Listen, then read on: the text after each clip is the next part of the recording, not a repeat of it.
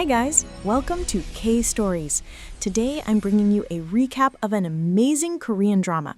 But before we dive in, please don't forget to like and subscribe. Park Se-roi was once a troublesome student, so his teachers often punished him by making him hold a bucket of water above his head. Yet deep inside, he was a kind and decent boy, unlike Jang-won, a cruel troublemaker who loved to bully other classmates. Oh-soo came from a wealthy family, the daughter of a powerful businessman, so nobody dared to mess with her or the people close to her.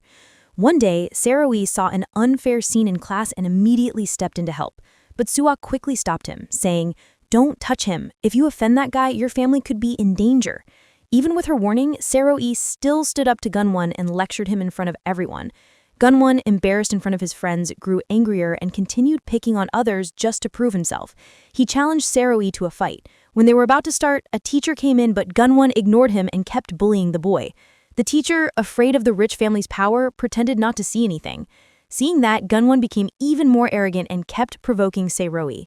Unable to hold back, Se-roi punched him, unaware that this small moment would bring huge trouble to his family. Se-roi's father worked at Jenga Group, which belonged to Gunwon's father, Chairman Jang Dae-hee. After the fight, Se-roi's father was called to the company. At school, Se-roi was beaten by the vice principal while Gunwon watched proudly. The principal even bowed his head to apologize to Gunwon. Then Chairman Jang arrived with Se-roi's father. At first, he spoke kindly, saying he respected the man's long service and didn't want to expel Se-roi. But then he demanded that Se-roi kneel and apologize to his son. Se-roi, proud and stubborn, refused. "My father taught me not to lose my pride," he said firmly. Hearing this, Dae-hee's face darkened. To his surprise, Se-roi's father smiled and said he was proud to have such an honest son.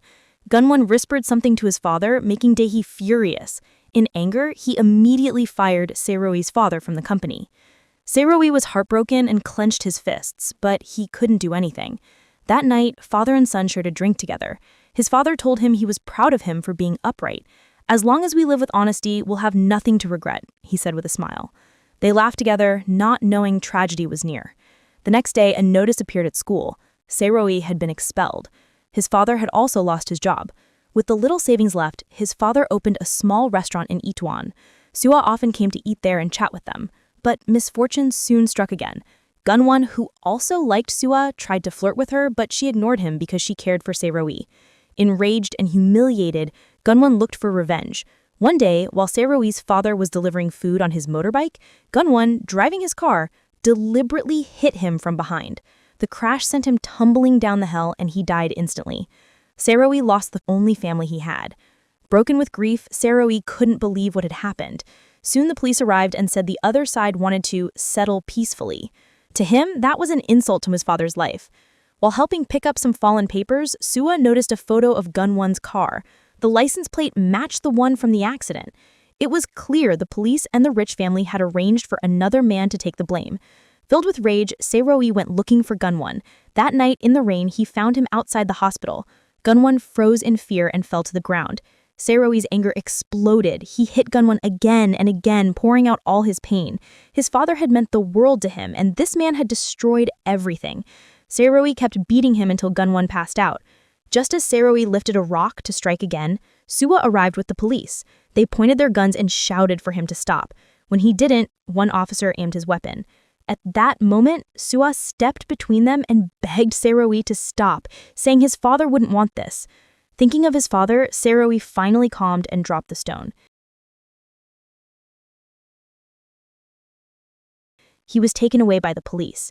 Later, Chairman Jang came to visit him in prison and said he would forgive everything if Se-roi bowed and apologized. Se-roi refused again, saying, "The one who should apologize is your son." Furious, Dae-hee warned him coldly, "Let's see how miserable I can make your life." Through his lawyer, Dae-hee found out that Soo was close to Se-roi. He invited her to his home, knowing she didn't have money for school, and offered to pay her in exchange for helping his son. Soo asked in a cold tone, how much would he give? And Dae-hee laughed. Meanwhile, Gunwon, feeling guilty, told his father he wanted to turn himself in, but Dae-hee refused, saying that a man who would inherit his company must never have a criminal record. To make him tougher, he took him to a farm, caught a chicken, and forced him to kill it, teaching him to be ruthless. Gunwon obeyed while his father laughed cruelly. The next day, Serowi's trial was held. The court sentenced him to 3 years in prison for assault, even though everyone knew the truth had been twisted. The police officer who knew the real story stayed silent because his superiors had been bribed. On Serowi's first day in prison, older inmates tried to make him kneel, but he laughed in their faces. It turned out Chairman Jung had arranged for them to bully him. A few days later, Oh Soo-ah visited him. Seeing his bruised face, she felt guilty and confessed, "I betrayed you from money to study." But Serowi didn't blame her. Before she left, he told her that he liked her and would find her after his release. Soo-ah said she hoped he would become rich and strong enough to take revenge. They parted with that promise. From then on, Serowi never forgot his hatred for Jungga Group. 3 years passed quickly. When he was finally free, he went to the pub where his father used to drink and swore that he would one day take revenge. After that, he began collecting all information about Jungga Group and its chairman's family. Following the address in Soo-ah's letter, Serowi went to Itaewon Street, which was lively with a festival that day. While standing there in awe, Soo-ah suddenly appeared and hugged him tightly. He was shocked, but happy. She took him out for drinks and told him she was now working for Jungga Group. Serowi didn't blame her and said he planned to work on a ship for 7 years. Hearing that, Soo-ah looked disappointed. The next day, Serowi started his new job on an ocean liner. 7 years later, Soo-ah had become successful at Jungga Group and earned the chairman's trust. Jang Gun-soo liked her for years, but she never accepted him because she still loved Serowi. After work, she often went to Itaewon Street, remembering their old promise. 7 years later, the two met again. Soo-ah was amazed when she saw that Serowi had kept his promise. He had opened his own restaurant named Donpom. On its first day, everyone was excited, but no customers came in. The high rent in Itaewon worried him deeply. Nearby, a group of schoolgirls bullied another girl. Unfortunately for them, she was Jo Iso, a stubborn and fearless student. Iso pulled out her phone and live-streamed the whole scene online. The video went viral and she became famous overnight. But because of that, one of the girl's mothers came to confront her and even tried to hit her. Iso's friend recorded the scene and Iso boldly stood her ground, scaring the woman. When the woman tried to slap her, Serowi stepped in to stop it. Iso took the chance to slap the woman back. Serowi didn't know what had happened and told Iso to apologize. Iso lied and said, "My father died because of her." When he looked away, she stuck out her tongue and called him an idiot. Iso had a bold and mischievous nature, just like Serowi. She often annoyed her teachers, but no one could really control her. At Jungga Group, Jung Gun-won suggested opening a bar in Itaewon. Soo-ah objected, and the chairman, angry that the branch had been losing money, tore up the report and slapped his son. He then gave all the Itaewon stores to Soo-ah to manage. That same day, Gun-soo and Iso rode a motorbike to Itaewon for fun. They almost hit some people and had to brake suddenly, throwing Iso off balance. At that moment, Serowi was nearby handing out flyers. He rushed over to help her and recognized her as the same stubborn girl from before. Yiso's friend ran over to check on her, but Yiso jokingly hit him on the head. Serowi was about to scold her, but suddenly fainted from exhaustion. Iso and her friend rushed him to the hospital, where doctors said he had collapsed due to overwork. Meanwhile, Chairman Jung found out that Serowi had opened a restaurant in Itaewon and told Soo-ah to cause him trouble. Torn between feelings and duty, Soo-ah agreed. That night, Serowi woke up. Iso criticized his old-fashioned way of handing out flyers and showed him how to promote on social media to attract more customers. He thanked her for the advice and left. Later that evening, Iso and her friend visited the Jungga restaurant nearby. It was crowded and busy, unlike the quiet Donpom across the street. Oh Soo-ah soon discovered that the two customers were under 18, so she ordered them to leave. Yi-saw and her friends decided to go across the street to Donbam, the small restaurant owned by Park Se-rowi. Since the place was empty, he allowed them to stay even though he knew they were minors. As they sat down, Yi-saw noticed right away why the restaurant had no customers. The place looked dull and uninviting. Meanwhile, Se-rowi went for a walk to see how nearby restaurants attracted people. On the way, he ran into Soo-ah and told her he couldn't figure out why his business had no visitors, even after 2 months of hard work. When Soo-ah arrived at Donbam, she realized Yi-saw's group wasn't of legal age, so she secretly called the police. Inside, Yi-saw's friend started acting rude toward one of the staff. Se-rowi quickly defended his worker and scolded the drunk customer, telling him to behave. The man, completely drunk, insulted Se-rowi and grabbed him by the collar, trying to start a fight. But before he could throw a punch, one of Se-rowi's employees stepped in, blocked the blow, and struck him back, knocking him out. Then, in anger, the employee poured boiling soup on his foot, revealing that he used to be a gangster. Right then, the police arrived, saying someone had reported that minors were being served alcohol. Everyone was taken to the police station, and as a result, the restaurant was ordered to shut down for 2 months. Seo-ri was furious and argued with the officers, but it didn't help. Not long after, Jang-won appeared. He was there to help his younger brother as ordered by his father, Chairman Jang. When he saw Seo-ri in trouble, he laughed arrogantly, which made Seo-ri even angrier. The police, noticing who Gun-won was, decided to ignore his behavior. But Seo-ri stopped them and demanded fairness, asking why they treated the rich differently. He said everyone should be equal in front of the law. After saying that, he turned and left. Yi-saw ran after him, shouting that he'd gone crazy. Closing for 2 months meant losing everything. She scolded him for being too stubborn and not knowing when to bow his head. Seo-ri replied that she was just a reckless troublemaker. The two argued back and forth. Soon after, Gun-won approached again and began to provoke Seo-ri by talking about how he had killed his father years ago. He wanted Seo-ri to lose control and attack him. But this time, Seo-ri managed to stay calm and didn't fall for it. Gun-won kept bragging, but Seo-ri simply said he would reopen the case and make him pay for what he did. Hearing this, Gun-won was shaken, while Yi-saw, who had overheard everything, started admiring Seo-ri's courage. From that day, she decided to help him in every possible way. Because of the earlier fight, Yi-saw and Gun-soo were punished at school. They had to run laps and write 100 self-reflection essays. Yi-saw didn't bother writing one. Instead, she drew a portrait of Seo-ri. She couldn't stop thinking about him. Out of curiosity, she went online to read about his past and the case involving Jenga Group. Every day after that, she passed by his closed restaurant, quietly watching. A week later, it was New Year's Eve. While everyone was celebrating, Yi-saw went into a bar to show off her new ID card. She had finally turned 18. Even as she drank with her friends, she wasn't happy. Her mind was filled only with thoughts of Seo-ri, the man who had stood up for her that day. Meanwhile, Seo-ri met Sua at a small bar. He didn't know she was the one who had reported him to the police, causing his restaurant to close for 2 months. They had drinks together, and Seo-ri nearly confessed his feelings for her. Later that night, Yi-saw left the bar to go home. One of the drunk men she had been drinking with followed her and tried to harass her. When she pushed him away, he became violent and tried to attack her. Yi-saw fought back, throwing money at him and shouting for him to leave. But he hit her and chased her through the streets. Terrified, she ran into a narrow alley and stumbled into a men's restroom where she unexpectedly ran into Seo-ri. Embarrassed, he turned away, but Yi-saw felt relieved to see him. The drunk man came in, pretending to be her boyfriend, and tried to pull her out. Seeing Yi-saw's bruised face, Seo-ri realized something was wrong. When she asked for help, he immediately stepped forward and fought the man, knocking him down. Afterwards, they both ran out together and happened to bump into Sua. The three of them ran through the street until they were safe. Yi-saw started laughing. She said it was the first time she had so much fun running away. Seeing Seo-ri caring for Yi-saw made Sua feel jealous. When they finally stopped, Yi-saw invited Seo-ri for a drink to thank him for helping her. She also offered to promote his restaurant on her social media. While Seo-ri went to get some water, Yi-saw and Sua were left alone. The conversation quickly turned cold and tense. Sua confidently said that Seo-ri had liked her for 10 years. Lee-seo replied without hesitation that she liked him. Their words clashed, and the air grew thick with jealousy. Sua then mentioned that Lee-seo was the reason Seo-ri's restaurant got shut down. Lee-seo was shocked and asked if Sua had been the one who called the police. Sua's silence gave her the answer. Lee-seo glared at her, realizing she had betrayed Seo-ri. Sua admitted it and proudly said that even so, Seo-ri would always care for her more than anyone else. When Seo-ri returned with the water, Sua quickly told him the truth, that she had been the one who reported him.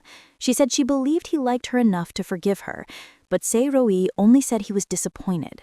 Feeling embarrassed, Sua left first. Lee-seo and Seo-ri stayed behind and continued drinking together. During their talk, Lee-seo pointed to everything wrong with his restaurant, from poor decoration to staff behavior and an unclear menu. As Seo-ri got drunk, he opened up about his dreams and struggles. Lee-seo listened carefully, and her feelings for him grew even stronger. After some time, Seo-ri tried to stand but fell to the ground. Without realizing it, Lee-seo had completely fallen for him. She helped him up and, in a sudden moment, kissed him. The next morning, Seo-ri woke up in the hospital with no memory of what happened the night before. Meanwhile, Lee-seo told her mother that she had feelings for someone. She said, "He's had a hard life and carries a lot of pain, but for some reason, I can't stop thinking about him." Her mother warned her not to get involved. Lee-seo was unsure what to do, so she flipped a coin. If it landed on heads, she would stop liking him. It landed on heads, but she pretended it was tails. Laughing to herself, she ran straight to Se-roi's restaurant, and the moment she saw him, she knew her feelings hadn't changed. Lee then decided to become the manager of Dambam to help Se-roi achieve his dream. Around the same time, Jang Gun-soo, the chairman's other son, also came to work there. He had been treated unfairly by his family because he was born to another woman. His mother had abandoned him, and his father, furious, had kicked him out. After meeting Se-roi, who treated him kindly, Gun-soo wanted to work under him. The restaurant now had 5 staff members. At first, Se-roi said they didn't need a manager, but Lee Se-oh pointed out the real problems. She said, "The staff handle food carelessly. Customers will think it's unhygienic. The menu has no signature dish, and the restaurant doesn't have a photo spot for visitors." She also mentioned that the food presentation looked plain. After listening, Se-roi was impressed and immediately made her the manager. At the same time, Chairman Jang learned that a female director at Jangga Group had been buying a large amount of company shares. He became worried that she might take control of the company, so he called her in for a private meeting.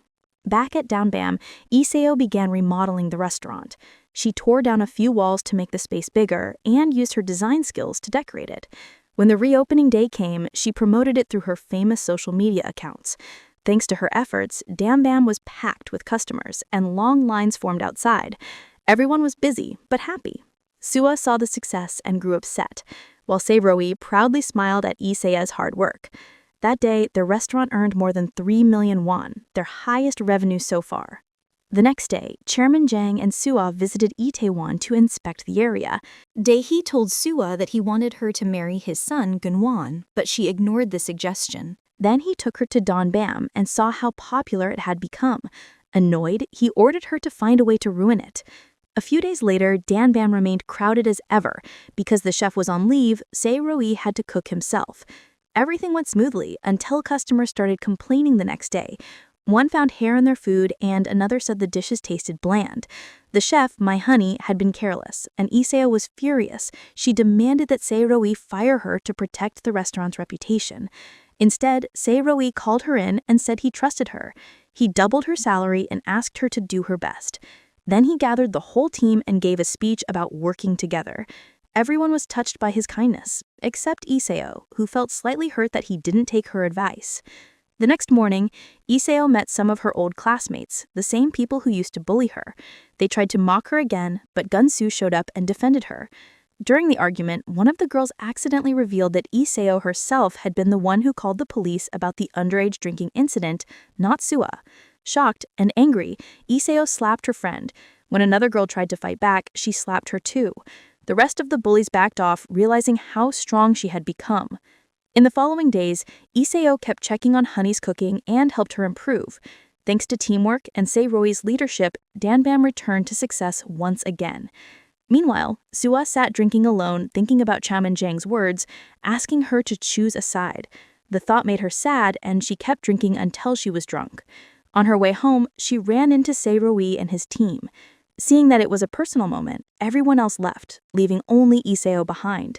In her drunken state, Sua confessed her true feelings to Se-roi, her teary eyes showing how much she still loved him.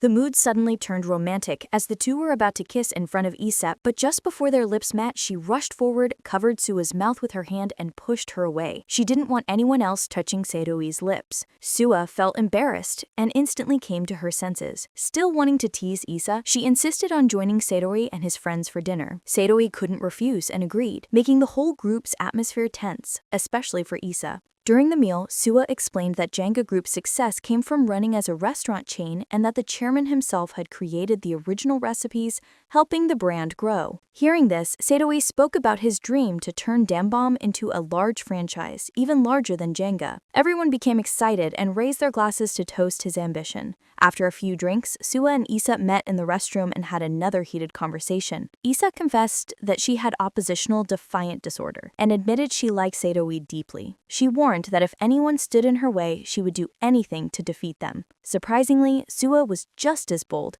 saying that if they both loved him, they would fight until the end. Meanwhile, at Jangga Group headquarters, Sua reported that Dambam was becoming successful and crowded under Isat's management. The chairman discovered that Isat had a remarkably high IQ of 162. Sua also revealed that Se-roi planned to turn Dambam into a large franchise. Hearing this, the chairman grew worried, fearing Danbom could become a real threat to Jenga. Danbom continued to thrive, and Iset decided to hire more employees to prepare for expansion. Instead of taking a salary, she asked for a 20% commission. Her mother soon found out that she had dropped out of college to work at a bar and became furious. Isak tried to explain that she admired Sae-do-lee and wanted to fight for success, even if she failed. The two argued emotionally, and after failing to agree, Iset said goodbye, picked up her bag, and left home. As she stood sadly on a bridge, Sae-do-lee happened to pass by and stopped. He already knew that her mother had thrown her out because she worked with him. Feeling both sorry and grateful, he tried to comfort her in his gentle, awkward way, which made her smile. They promised each other that they would turn Danbom into a franchise chain strong enough to surpass Jenga Group. The two stood on the bridge talking about their dreams until sunrise. As the restaurant expanded quickly, it needed more staff, but most applicants who came for interviews weren't qualified. Then, a pretty girl arrived, making the team, even Sae-do-lee, happy. But Isat, feeling jealous, refused to hire her, upsetting the others. Later, a black man named Tony came to apply. He was Ghanaian Korean, and Isat immediately accepted him, believing his mixed background would be great for Danbom's image. Determined to grow the business further, Sae-do-lee contacted a TV station and requested an interview about Danbom. To his surprise, the station agreed, and he excitedly shared the news with Sua. They went for a walk and talked happily together. When Gunwon saw them, jealousy filled him, and he reported everything to his father. The chairman, already cautious of Sae-do-lee's determination, ordered a plan to ruin Danbom's reputation. The next day, when Sae-do-lee went to the TV station to finalize the script, he ran into Gunwon, who used his influence to cancel the program. Sae-do-lee quickly realized that Sua must have told him. Gunwon smirked, saying he would make Sae-do-lee fail, but Sae-do-lee coldly replied that he would make Jenga fall.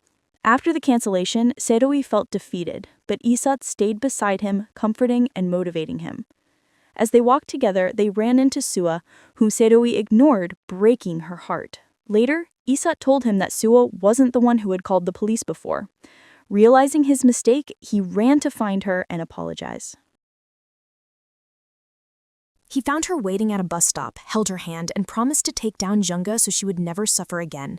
When the bus arrived, they parted ways. After Soo-ah left, Sae-do-lee called his business partner who was monitoring Junga's stocks. The associate told him that his holdings had now reached over 10 billion won. Sae-do-lee ordered him to buy all the remaining Junga shares. Shocked, the assistant informed the chairman that Sae-do-lee had become the third largest shareholder in Junga Group. It turned out Sae-do-lee had purchased shares 8 years earlier, during Gunwon's scandal when prices were at their lowest. The chairman was stunned and laughed bitterly, realizing Sae-do-lee had been planning this all along. Soon after, the chairman went to Danbam to meet him face to face. He had always thought of Sae-do-lee as a naive boy, but now he saw him as a clever and dangerous rival. 8 years ago, Sae-do-lee had used his father's insurance money to buy stocks in the same company responsible for his father's death. Sae-do-lee greeted him politely and asked his chef to prepare their best food, personally serving it. The chairman asked directly why he had bought so many Junga shares.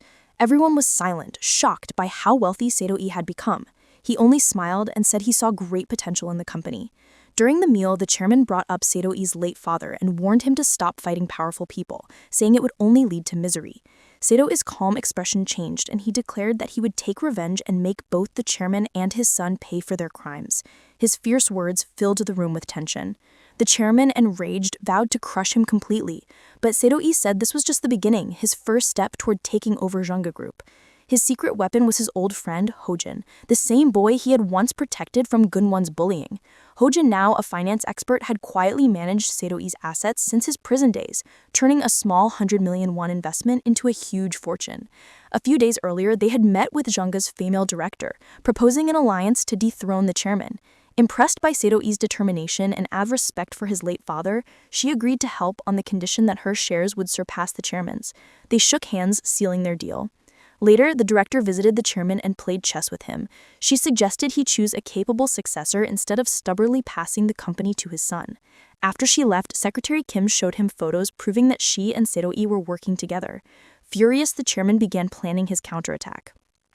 Meanwhile, Lee admired Seo-lee even more after learning about his clever strategy. Gunsu became curious about his boss's past and asked Lee about it, but she didn't know everything. He went home to question his father, who exploded in anger, calling him useless for working with his enemy.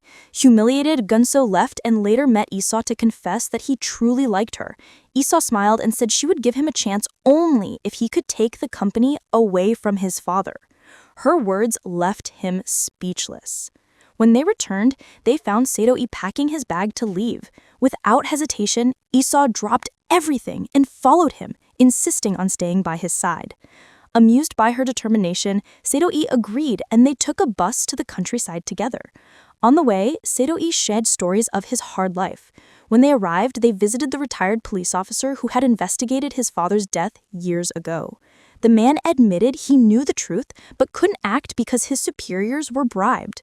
He had since quit and lived quietly with his wife. Feeling guilty, the man knelt before Seo-lee and apologized, saying he would give his wife if needed. He explained that he had stayed silent to protect his young daughter. Seo-lee didn't blame him and told him to live bravely from now on. That night, heavy rain fell, and Seo-lee and Lee stayed at the man's house. Lee said that if the officer testified, Gunwon would go to jail and the chairman would lose control of the company. Seeing Seo-lee's scars, Lee realized how much pain he had endured and loved him even more, silently vowing to protect him for life. The next morning, bad news struck. The landlord announced that the building had been sold and the rent was going up with only 6 months left on their lease. When Seo-lee called the new owner, he was shocked to learn it was the chairman himself, once again playing with his life. Lee found out and confronted Soo-ah angrily, demanding she step in to stop him. Seo-lee went directly to face the chairman, humbling himself to plead for leniency.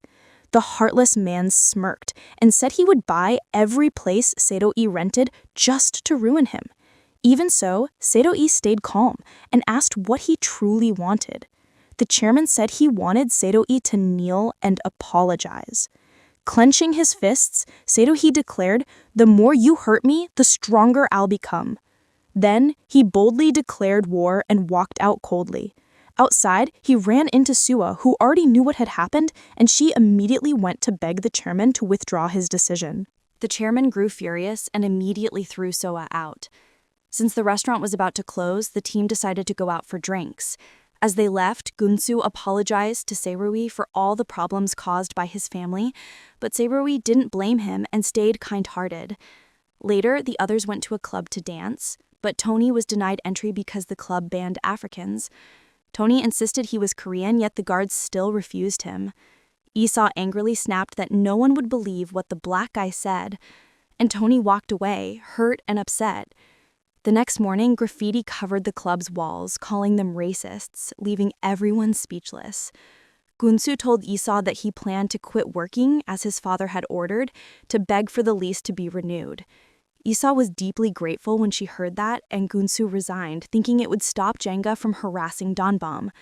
But Seo-lee disagreed. He didn't want anyone to sacrifice themselves for him. When Esau argued fiercely in defense of Gunsu, Seo-lee suddenly pulled off her manager badge and shouted that she was too cold-hearted to lead. Esau, who had devoted everything to the restaurant, argued back. Seo-lee raised his voice, saying he would never trade emotions for gain. Esau declared that she had given up her whole life for him, and even if he fired her, she would still act as Donbam's manager. Her words left Seo-lee speechless. He then decided to buy a house in Itaewon so the staff could live and work together. Seeing how much Seo-lee valued gratitude, Esau's view changed. She began to understand empathy instead of pure logic. She quickly went to apologize to Gunsu. Taking the moment, Gunsu confessed his love for her, but Esau admitted she only liked Seo-lee. Soon after, Esau wrote a post exposing the club's racism, which went viral and gained massive support. She warned that if anyone hurt Seo-lee, she would destroy them all. After reading her post, Tony returned, and Esau promised to help him get Korean citizenship. Seeing Esau become softer and more caring, everyone was happy. Seo-lee gave her badge back and told her he was proud of her, while Gunsu quietly felt heartbroken. Around the same time, the secretary informed Chairman Jang that Seo-lee had bought a house in Itaewon, which made him panic because Jenga's stock had soared. Sae-ro-wi ordered all his Jenga shares sold for a huge profit, avoiding being trapped by the chairman's schemes, and purchased a large home in Itaewon. While the team was renovating the new place, an old woman warned Sae-ro-wi the building was cursed. Every previous owner had gone bankrupt. Everyone felt uneasy. To promote the new restaurant, Issa went live on social media, making Danbam even more famous. Dahi soon realized Issa was the real key to Sae-ro-wi's rise. Cunningly, he invited her to his house and brought her to Jenga's press event. When he spoke about the company's success, Issa raised her hand and asked if any brand could surpass Jenga. Dahi snapped that as long as he was alive, that would never happen. Her daring question left a strong impression. As she was leaving, the secretary led her to a private room where Dahi personally took her to a luxury restaurant. Knowing her IQ was 162 and her talent rare, he offered her a position at Jenga with a salary 10 times higher than her current one. Issa politely refused, saying she would only consider it after making Danbam a powerhouse. Dahi was amused and intrigued. Meanwhile, Sae-ro-wi stayed at Lee Ho-jin's home, struggling with tax problems caused by their expansion. Ho-jin suggested forming a joint stock company. The group agreed to name their new chain Itaewon Class, shortened to IC. At that moment, the retired officer from Sae-ro-wi's case arrived with his daughter. He let the girl sit inside while he talked outside with Sae-ro-wi. The child spotted a cat, ran after it, and got lost. Everyone searched anxiously until Min-jung found her and lent her a phone to call her father. When the officer and Sae-ro-wi came to get her, the officer noticed someone tailing them. He spun, grabbed the man, and seized his camera. The stalker had been secretly taking photos of Min-jung on Dahi's orders, showing how cautious the chairman had become. When Dahi saw the Itaewon Class advertisement, he realized Issa was truly a formidable rival. Now he feared both Sae-ro-wi and Issa. The secretary admitted the surveillance had been discovered, but Dae-hee remained calm, saying to ignore Min-jung for now and focus on luring Issa to Jenga. Sua was shocked to hear it. The secretary also revealed that the ex-officer was supplying food to Sae-ro-wi, so Dae-hee ordered him to be bribed. That night, Sae-ro-wi met Sua for drinks in a romantic mood and confessed that he liked her. The next morning, Issa told him bluntly that if he started dating Sua, she would quit. Meanwhile, Dae-hee summoned the former officer to his mansion and tried to bribe him into leaving Sae-ro-wi to sign an exclusive deal with Jenga. But the officer, having learned from his past mistakes, wanted to be a better father and role model. Even with a huge offer, he refused, saying he believed Danbam would one day surpass Jenga. Dae-hee threatened him, saying that standing against him meant death. Thinking his daughter might be in danger, the officer grabbed Dae-hee's hand and warned he had been the lead investigator on the case 10 years ago, and if anything happened to his family, he would reopen it. Dae-hee was shaken. Soon after, Gun-won approached Yi-so and publicly invited her to join Jenga, offering the marketing director job with a monthly salary of 25 million won, 50 times what she earned. Yi-so was stunned but quickly outsmarted him. Pretending to accept, she flattered him until he boasted about the hit-and-run accident that killed Sae-ro-wi's father 10 years earlier. Foolishly, Gun-won revealed everything and Yi-so secretly recorded it. When he realized he'd been tricked, Gun-won tried to grab her phone and raised his hand to strike, but she splashed hot coffee in his face. Yi-so shouted that anyone who dared harm Sae-ro-wi would pay the price. Gun-won chased her, caught her, and slapped her, demanding the phone. Yi-so screamed for help, but the crowd only picked up the cash he threw in the air. Just as he was about to get the phone, Sae-ro-wi arrived. Seeing Yi-so's bruised face, he exploded with rage and was about to punch Gun-won, but Yi-so stopped him just in time to keep him from falling into a trap. The police soon arrived and arrested Gun-won. Relieved and thankful, Yi-so hugged Sae-ro-wi tightly, feeling genuine happiness for the first time despite the pain. She then uploaded the recording online, sparking public outrage. Jenga's stock crashed, and an enraged Dae-hee beat his reckless son. Terrified, Gun-won hid away. Witnessing everything, Min-jung realized she could no longer serve such corruption and went to meet Sae-ro-wi. Yi-so told him that with the stock collapsing and shareholders in chaos, now was the time to strike Dae-hee, but they still needed the former officer to testify that Gun-won killed Sae-ro-wi's father 10 years ago. The next morning, they went to the officer's house, but found it empty. He had left ashamed and desperate. Min-jung found his daughter sitting alone, who had learned about her father's failure a decade ago. Moved by their pain, Se-ro-wi decided to delay asking for testimony. Back at IC, Yi-so explained the second condition to defeat Dae-hee: force him to defend Bun-won publicly even when he was wrong. Meanwhile, Dae-hee met with lawyers to plan his counterattack. Sua advised him to send Gun-won to prison to save the company and warned that if Min-jung defected, he'd lose control. Her advice made sense, but Dae-hee refused, saying he would rather give up the company than abandon his son. Sua informed Min-jung and Se-ro-wi, who believed things were going well. Min-jung then called a board meeting to propose removing Dae-hee for letting his emotions endanger the firm, unaware she was walking into a trap. The next morning, during the shareholder vote to remove him, Dae-hee shocked everyone by confessing the full story and agreeing to send his son to jail to save Jenga. Overturning the vote, Min-jung realized she had been deceived. At the same time, the chairman's driver took Gun-won to surrender, but he fled and crashed the press conference, realizing his father had betrayed him to stay in power. The devastated son shed tears, while Dae-hee left with an emotionless face. Watching their plan collapse, Se-ro-wi felt crushed. Dae-hee later called Min-jung to mock her, saying, "You tried to defeat me, you're still inexperienced." She had underestimated the cunning old man. Then he demoted Min-jung to a minor branch, leaving her completely broken.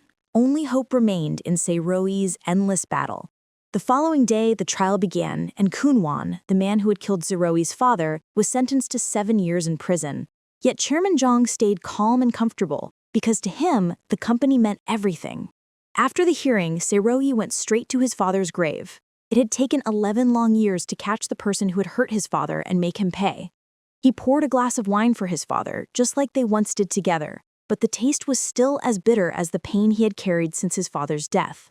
Back at Donbam, Kwon decided to resign. With his brother imprisoned, he planned to return home and claim his inheritance. Yi-saw had once told him she would give him a chance if he ever managed to take control of Jongga. Meanwhile, Soo-ah went to tell Kwon that his father had taken away all his shares, driving him mad with anger. He couldn't believe his father could be that heartless. Soon after, Kwon met his father and promised full obedience if he were named Jongga's next heir. He vowed to make the company stronger than ever. Seeing his son's ambition, Dae-hee felt satisfied and handed work responsibilities to Soo-ah, ordering her to train Kwon into the perfect successor. Meanwhile, Hyun-hee, who had recently had plastic surgery, was preparing food for a cooking show. During the process, Tony accidentally used curry powder instead of another spice. Hyun-hee shouted in frustration, but the mistake ended up creating a surprisingly delicious flavor. That dish won first place, giving Donbam a huge boost in reputation. Soon new investors started reaching out, eager to turn Donbam into a full franchise. Yi-saw saw it as a great opportunity and began creating a presentation to define the restaurant's brand identity. But Se-ro-wi disagreed, saying the timing wasn't right. Yi-saw argued that opening one restaurant at a time would never let them surpass Jongga. Their disagreement turned into a heated argument, though Ho-jin supported Yi-saw's idea, saying her plan made sense. Investors continued calling Yi-saw, warning they would fund other projects if she delayed. Under pressure, she dragged Se-ro-wi to the rooftop and scolded him for being too cautious. Hearing her passion, he finally agreed to take the leap. Neither realized it was part of Dae-hee's trap. They soon met an investor who praised Donbam's management skills. Se-ro-wi confidently offered a 5 billion won franchise deal. Though Yi-saw hesitated, the investor accepted right away. The news spread quickly, drawing even more interest. Within a day, they received over 10 billion won in investments and more than 50 people signed up to open new branches. They opened an office to manage franchising and staff training. One night, as they walked back, they saw an old woman injured on the street and rushed her to the hospital, where they learned she was Tony's grandmother. When Tony showed her a picture of his missing father, she wept and revealed that her son had died years ago in a car accident. Though heartbroken, Tony felt thankful to have found her. The next day was the second round of the cooking competition. Hyun-hee made Donbam's soft tofu stew, while Jongga served fermented soybean stew. Kwon, after tasting both, knew Jongga would lose, and he was right. Donbam won again, celebrating their victory as Jongga's team sank in despair. Later, Se-ro-wi invited Soo-ah and Yi-saw to drink with him. Soo-ah linked her arm with his, and Yi-saw, jealous, stepped between them. They played truth or dare, and Yi-saw went first. Kwon asked her if she would love him if he took over Jongga, and remembering her promise, she reluctantly said yes. When it was Se-ro-wi's turn, someone asked about his feelings for Soo-ah, and he admitted that he liked her, shocking everyone and breaking Yi-saw's heart. Kwon then asked what he thought of Yi-saw. and Sae-ro-yi coldly replied that she was like a younger sister. Hearing that, Yi-saw broke into tears, realizing all her sacrifices had been for nothing. Overwhelmed, she ran into the snowy street, crying uncontrollably. Hyun-yi urged Sae-ro-yi to follow her. Yi-saw shouted through tears that she loved him, that she had given up school and even her mother for him, but Sae-ro-yi harshly rejected her feelings. Humiliated and heartbroken, Yi-saw walked away, sobbing in the freezing night. Back at Janga, Da-hee was furious about losing twice. He warned that if they lost the final round, Kun-soo would lose his chance to inherit the company. Determined to win, Kun-soo begged to control the last round and promised victory. After the contest, Donbam became even busier, but Yi-saw chose to take a break, hoping Sae-ro-yi would reflect on his feelings. When Kun-soo heard that she had quit, he told his father, who immediately saw it as a perfect chance to strike. The next morning, when Sae-ro-yi reached the office, it was completely empty. All the investors had withdrawn. Panic spread as they realized the company had lost over $1 billion on the campaign. The investor had secretly been working for Da-hee. Furious investors stormed in, demanding repayment for their failed franchise branches. Acting under Daehee's orders, Suwa sent a flower vase with a note saying, "Congrats, Sae-ro-yi, you're back to square one." Enraged, Sae-ro-yi shouted, but he faced the investors and declared, "If you want to cancel, I'll repay everyone. But remember, business is built on trust. Please trust me once again." His courage calmed them, but now he had to find a real solution. Suwa urged him to run away with her and start over, while Yi-saw called him, refusing to give up. She promised to stand beside him until the end, reigniting his determination. The next day, Yi-saw returned to work, and their top goal became finding a new investor. Among the prospects was a 70-year-old real estate tycoon, Tony's grandmother, once an ally of Daehee. She came with Min-jung to visit Danbam and asked if they needed help. Stubborn as ever, Sae-ro-yi refused, saying he didn't want to beg. The old woman scolded him for letting pride blind him and stormed out, with Min-jung following in disappointment. That night, Sae-ro-yi watched his exhausted team working hard despite everything and realized how much they had suffered because of his pride. Feeling guilty, he called Tony to arrange a meeting with his grandmother. Tony said she was in Jeju Island. When Sae-ro-yi called, the grandmother grabbed the phone, called him a fool, but still offered to invest, on one condition. They had to win the final round of the best restaurant contest. Sae-ro-yi promised he would. But Gun-soo was just as desperate to win, believing that victory would make him the next heir. Knowing that Danbam's strength came from Hyun-yi, he and Suwa plotted to expose her as transgender to ruin her image. The following day, as Sae-ro-yi and Hyun-yi arrived at the competition, the news of Hyun-yi's gender spread online and the crowd whispered non-stop. Feeling humiliated, Hyun-yi ran away crying. Even Suwa was disgusted by how cruel Gun-soo had become. Hiding in the restroom, Hyun-yi wept until Sae-ro-yi found her and gently said, "If you quit now, they'll just crush you harder. Win this, for yourself and for everyone who's been hurt like you." His words gave her strength. The judges were about to start without Danbam when Hyun-yi returned, standing tall and proud. The competition resumed, and she cooked a masterpiece. When the judges announced the winner, it was Hyun-yi. Danbam had triumphed. Daehee, hearing of his son's actions, didn't punish him. Instead, he praised him, saying ruthless ambition was what an heir needed. Yi-saw confronted Gun-soo, slapped him, and begged him to wake up, but he had already gone too far, consumed by power and obsession. Disheartened, Yi-saw ran back to Sae-ro-yi, realizing he was the only one who could truly make her happy. After their big win, Danbam signed an investment deal with Tony's grandmother. This time, Sae-ro-yi was determined to expand globally.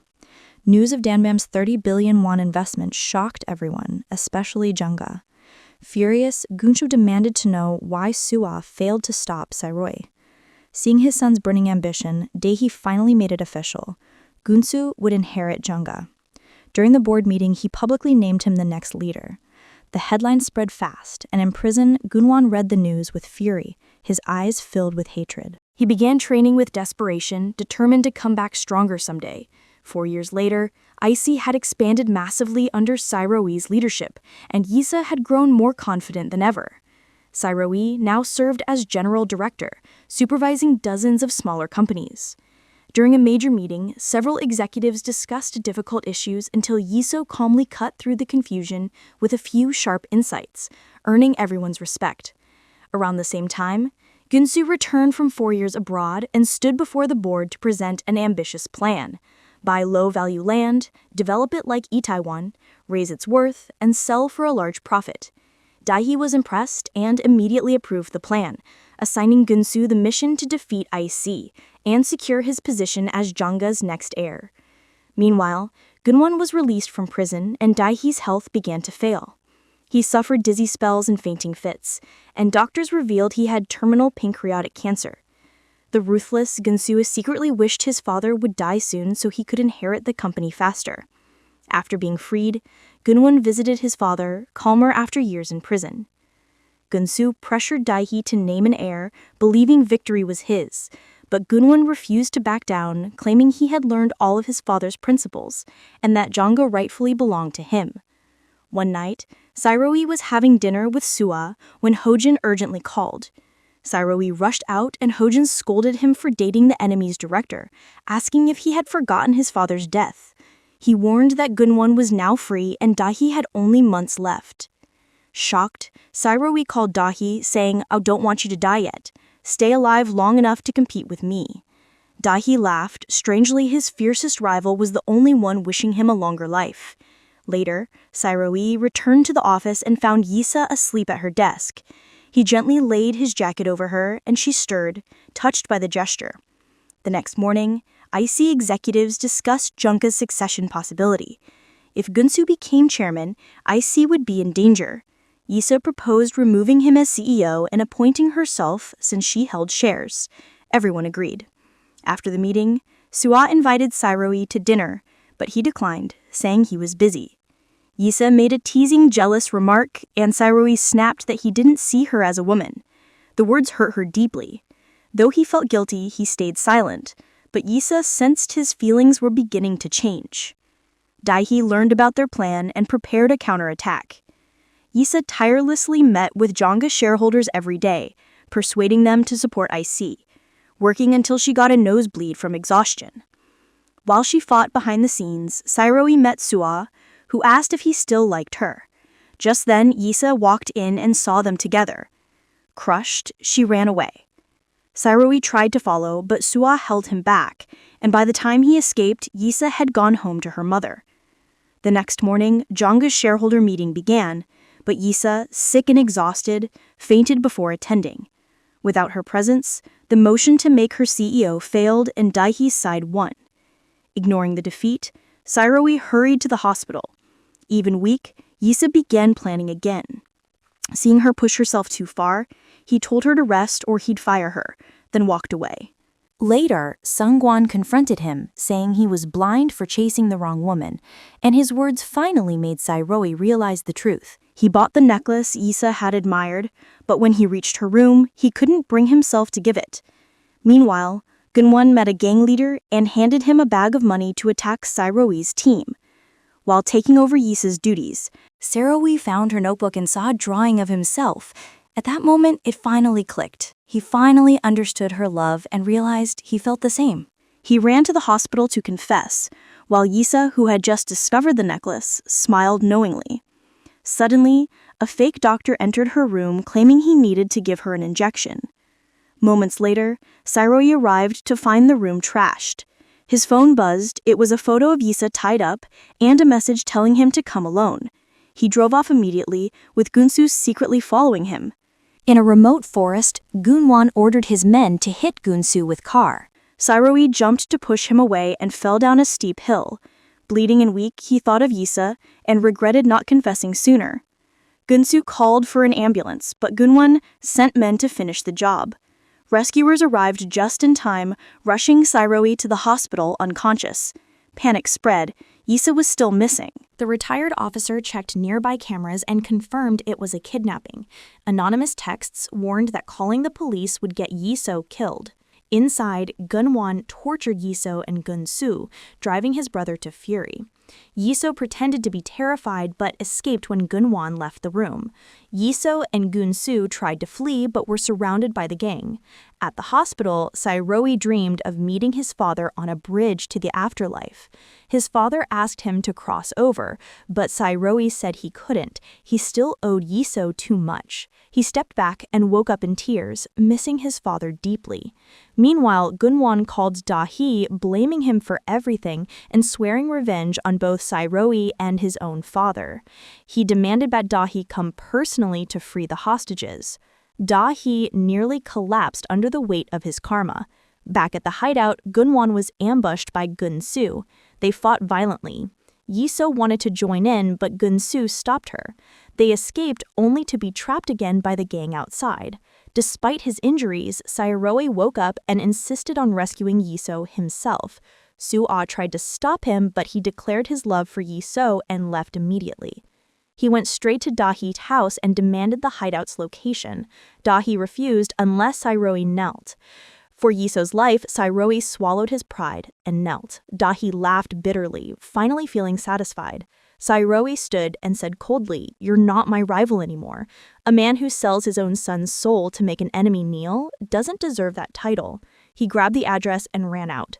Meanwhile, Yi-so and Gun-soo were cornered again. Yi-so grabbed a shovel while Gun-soo picked up an iron bar. She counted to 3, then threw the shovel aside and ran, letting Gun-soo stay behind to fight. Though beaten, he fought courageously. When the boss tried to kill him, Gun-won stopped him. A final spark of humanity. They got into a car and chased Yi-so across a field. Just as the car raced toward her, Sae-ro-wi's car crashed into it head-on. His car held up, and he stepped out unharmed. Yi-so ran to him, sobbing with relief as he held her tightly. Then, Gun-won and the boss approached again. Sae-ro-wi stepped forward and begged the boss, reminding him of their shared past, asking him to walk away. Gun-won didn't retreat like they'd hoped, and seeing that, Sung-won chose to stay behind to fight while the others escaped. He fought off the henchmen bravely, leaving only the boss standing. Gun-won jumped into the car to chase Sae-ro-wi. After running for a while, Sae-ro-wi, hurt and tired, stopped and confessed his love to Yi-so. As they hugged in the middle of the road, Gun-won sped straight toward them. Enraged, Sae-ro-wi picked up a brick and hurled it, stopping the car. He told Yi-so to run and call the police while he faced Gun-won alone. Years in prison had hardened Gun-won, and the exhausted Sae-ro-wi was beaten badly. Meanwhile, Soo-ah overpowered the gang and spared their lives, hoping they'd change. On the road, Sae-ro-wi, nearly defeated, found strength again thinking of Yi-so. He stood up, making Gun-won hesitate in reluctant respect. With his last bit of energy, he defeated him and collapsed from exhaustion. Just then, Yi-so returned with the police and they embraced tightly in relief. The next morning, Soo-ah submitted all evidence of Jongga's crimes to the police. Da-hee's mansion was raided and Jongga's executives were charged with bribery and embezzlement. Da-hee wanted to take full responsibility since he was dying anyway, but his secretary reported that partner restaurants were canceling contracts, threatening bankruptcy. Desperate, Da-hee begged for help but found none. Only Sae-ro-wi could save him now. Gun-won was sentenced again, this time to life in prison for kidnapping and attempted murder. When Sae-ro-wi woke in the hospital, he immediately hugged Yi-so. Her mother scolded him angrily, but when he softly said, "I'm sorry," her heart melted. Yi-so was overjoyed. They left the hospital together, at last, at peace. Later, Da-hee arrived at the restaurant and Sae-ro-wi personally cooked and served him. The meal moved the old man, making him realize Sae-ro-wi's talent and strength. Sae-ro-wi calmly told him that he would merge Jongga into IC and retire the Jongga name forever. With a heavy heart, Da-hee stood, then knelt, sincerely apologizing to Sae-ro-wi for everything he had done. Though Sae-ro-wi had dreamed of seeing him kneel, he felt no joy, only compassion. He forgave the man, though the merger would still proceed. In the end, 2 men who had started from nothing built great empires, but only one succeeded because he had heart. The merger meeting was held, and Sae-ro-wi naturally became the new president with full shareholder support. After being saved by Sae-ro-wi, Gun-soo gave up his greed and chose a new path in life. Sae-ro-wi, once a poor young man who lost everything, his father, his freedom, his youth, had finally found love and success through his kindness and perseverance. He and Yi-so spent a joyful day together, and at last he took her hand and kissed her deeply. Together, they lived a peaceful, happy life. That's all for today. If you have a K-drama or movie you'd like me to recap, please leave your suggestion in the comments.